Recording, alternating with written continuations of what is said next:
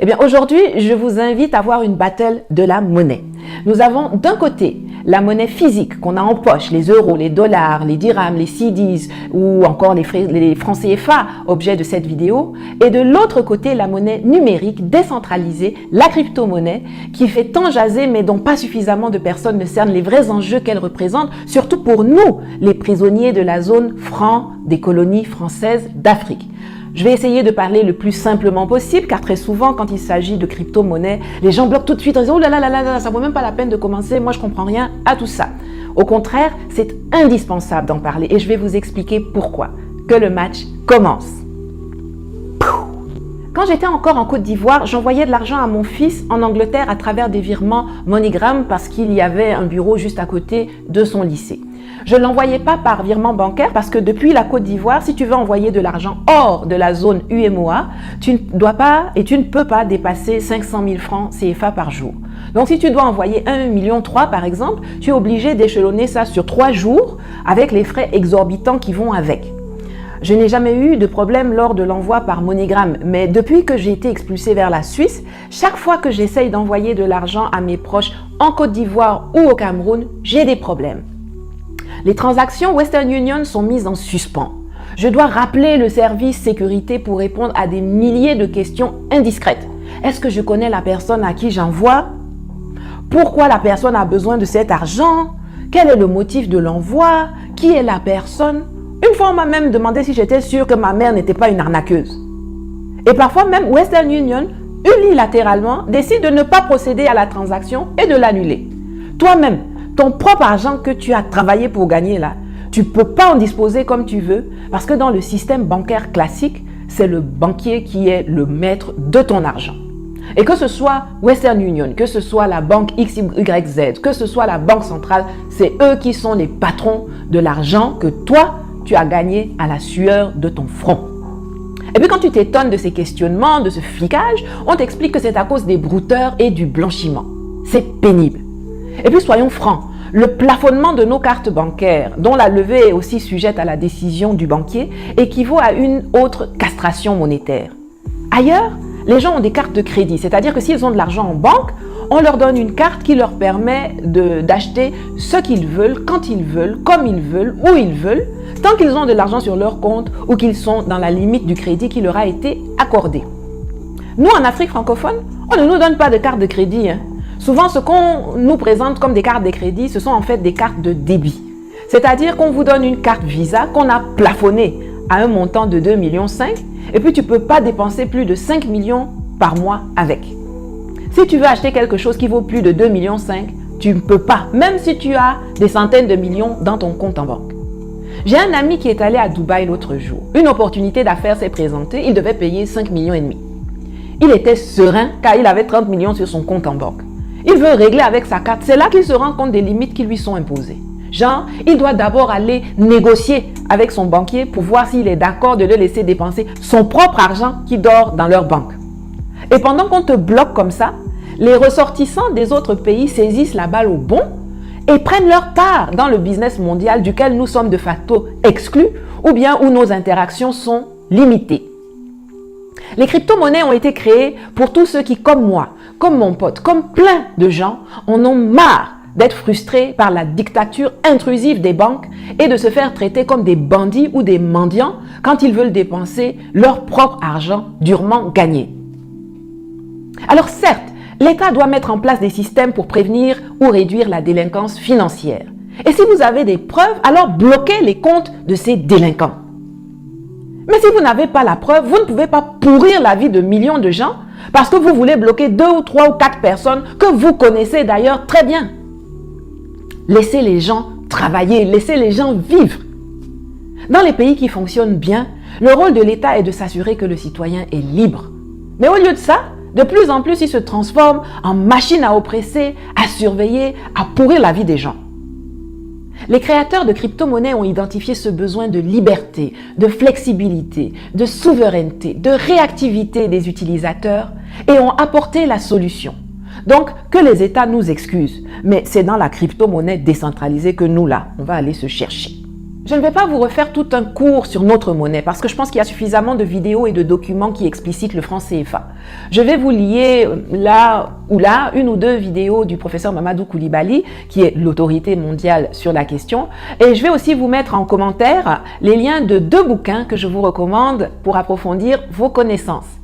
L'arme invisible de la France-Afrique de Fanny Pigeot et Ndongo Samba Sylla, que je salue amicalement, et La souveraineté monétaire des pays africains de Mamadou Coulibaly, facile à lire et hyper instructif comme toujours. Ce qu'on doit retenir du mécanisme du franc CFA, c'est que c'est une monnaie coloniale, gérée par Paris et imprimée en France à chamalières, arrimée à l'euro et donc trop forte pour nos économies et qui ne permet pas l'industrialisation des pays qui l'utilisent. En deux mots, c'est un chiffon et un boulet. Quand on analyse la situation économique d'un pays, on regarde la balance des paiements. C'est un document comptable qui recense tous les flux monétaires, financiers et réels des entreprises, des banques et des administrations publiques d'un pays avec l'extérieur.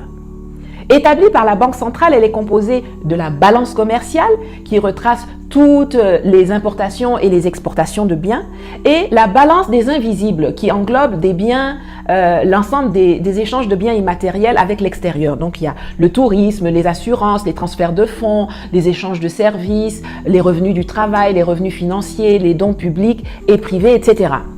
Donc, pour l'instant, la plupart de nos balances de paiement sont déficitaires, surtout en zone BEAC. À l'arrivée, on puise donc dans nos comptes en devises. Une devise, c'est une monnaie étrangère. Quand on exporte des produits, on nous paye en devises. Celui qui va exporter son cacao ou son EVA, on ne le paye pas en francs CFA, mais en euros, en dollars ou en yuan ou n'importe quoi, bref, en devises. Et comme nous sommes les colonies de la France, le Trésor public français retient 50% de nos devises et nos banques centrales prennent les 50% restants. Ça, c'est quand on exporte.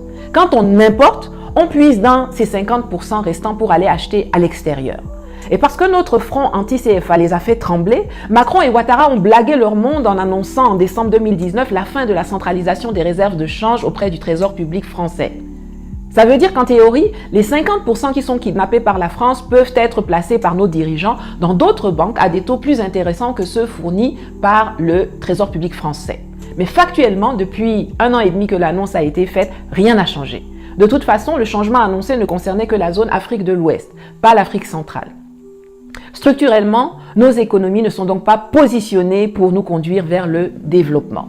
Qu'est-ce que la crypto-monnaie peut amener comme solution à ce problème structurel de déficit de nos balances de paiement? Je vais vous donner un exemple. Swalio vit en Allemagne. Son amie Marianne, qui se trouve à Douala, veut lui envoyer de l'argent. Si elle lui fait un virement bancaire par la BICEC ou la SGBC ou Western Union, la banque doit d'abord aller racheter des euros ou bien puiser dans le compte d'opération du Cameroun pour qu'on puisse envoyer les euros que Swalio va recevoir à Berlin. Ça, c'est juste le cas d'une personne. Maintenant, prenez le cas de millions de personnes qui font ce genre de transactions ou qui importent de la marchandise dans la zone CFA. Vous comprendrez alors pourquoi cela creuse notre endettement, sachant que notre compte en devise est nettement moins fourni qu'il n'est sollicité. Le compte en devise est petit et la demande est grande, puisque dans nos pays là, on n'exporte pas beaucoup. Qu'est-ce qu'on fabrique de bon pour exporter à part nos billes de bois, notre café, notre cacao et puis notre EVA? Par contre, on importe presque tout. Et comme on n'a pas assez de devises, puisque la moitié est kidnappée au Trésor public français, on va s'endetter pour répondre à la demande, mais la dette doit elle aussi être remboursée et aussi en devises. Donc à la fin de la journée, c'est un cercle vicieux. L'endettement augmente et le développement est au point mort puisque l'État n'arrive pas à financer l'économie. Qu'est-ce que la crypto-monnaie peut faire pour changer cette situation? Déjà, les échanges peer-to-peer, d'individu à individu, permettent de ne plus puiser dans le compte en devise. Reprenons Marianne de tout à l'heure. Elle peut envoyer de l'argent de son compte crypto au compte crypto de Swalio, directement, sans passer par la banque. Je ne vais pas entrer dans le détail des procédures back-office de la crypto, car je pense qu'il y a suffisamment d'informations faciles à trouver sur Google ou sur YouTube sur le sujet. Sachez simplement que c'est un système décentralisé, crypté par des algorithmes et sécurisé par un protocole qu'on appelle la blockchain. Alors si un jour Marianne décide d'importer une voiture, dans une transaction classique, ça va nécessiter la sollicitation du compte en devise. Par contre, si elle envoie de la crypto-monnaie, disons par exemple des bitcoins, ça part directement de son compte crypto à celui de Soilio sans passer par le compte d'opération. C'est comme ça qu'on appelle aussi le compte en devise de la BEAC pour l'Afrique centrale et de la BCAO pour l'Afrique de l'Ouest. Et Soilio transforme ça en euros et puis il lui achète sa Mercedes qu'il lui envoie par bateau. Et chez certains marchands même, on peut acheter directement sans avoir besoin de convertir en euros ou en dollars.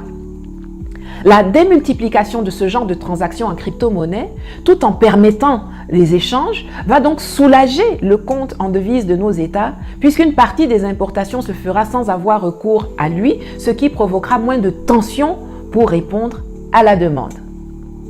L'autre avantage de la crypto-monnaie, c'est que le franc CFA est une agence de renseignement pour la France.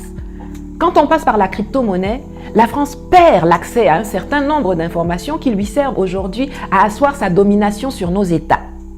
Prenons un entrepreneur africain qui possède énormément de bitcoin et crypto-monnaies et qui est confronté à la difficulté de les convertir en monnaie fiat pour financer ses gros projets, disons, dans l'immobilier ou le transport. Une monnaie dite fiat est une monnaie décrétée et gérée par un État à travers une banque centrale. Le yen, l'euro, la livre, le dollar, le naira, le CFA, le rand sont des monnaies fiat. Alors que va faire notre entrepreneur? Eh bien, il trouve des fournisseurs dans le monde qui acceptent d'être payés en crypto et qui lui vendent tout le matériel dont il a besoin pour construire ses immeubles et acheter ses avions. Comme ça. Un gars comme ça, mais c'est bien pour l'économie du pays où il est implanté car il ne pèse pas sur le compte en devise tout en réalisant des projets qui génèrent de l'emploi, de la valeur et des taxes. On devrait donc le bichonner. Eh bien non.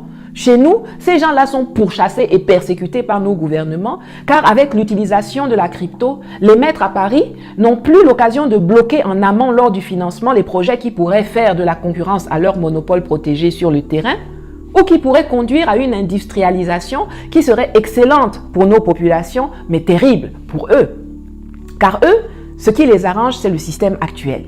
Ils prennent nos matières premières à des prix qu'eux-mêmes fixes, ils transforment ça chez eux, ce qui crée de l'emploi pour leurs ressortissants, et puis ils nous revendent les produits finis 10, 20, 30, 100 fois plus cher que la matière première qu'ils ont achetée. Et nous, on est bien entubés.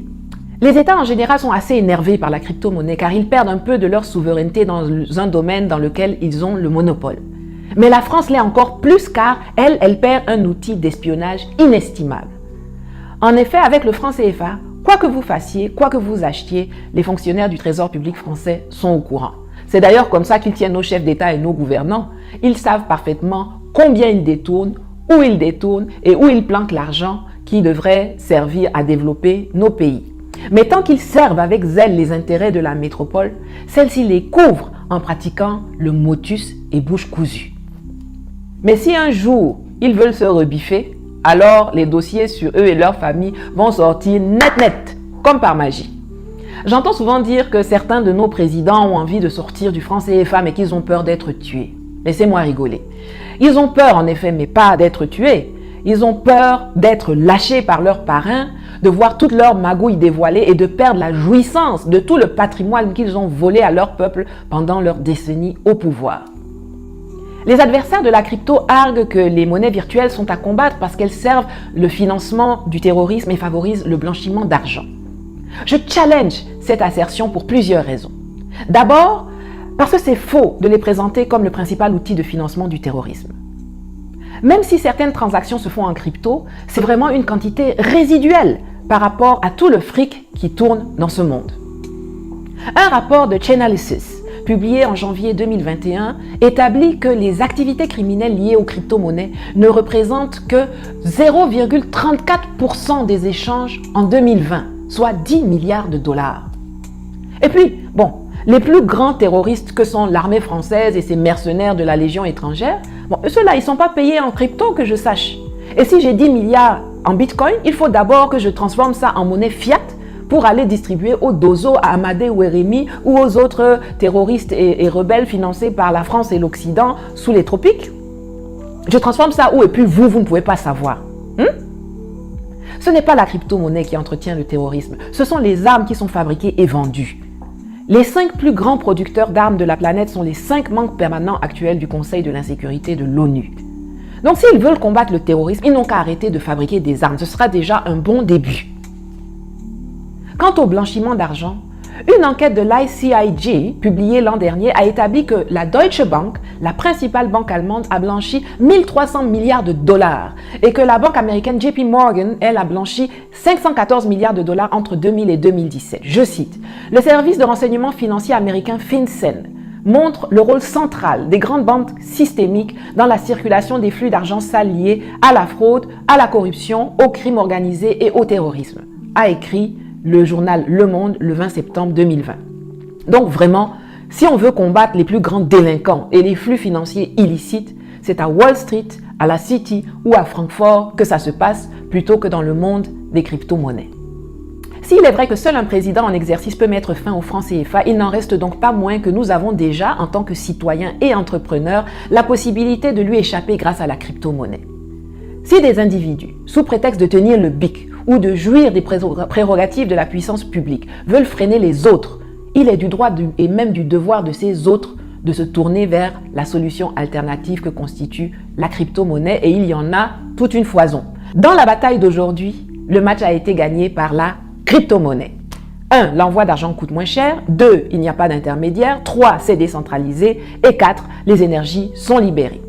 D'ailleurs, les pays les plus clairvoyants ne s'y trompent pas. En Suisse, par exemple, on peut déjà payer ses impôts ou acheter des services et des biens en Bitcoin. Et au Japon, une loi entrée en vigueur en 2017 a reconnu le Bitcoin et d'autres monnaies virtuelles comme des moyens de paiement légaux.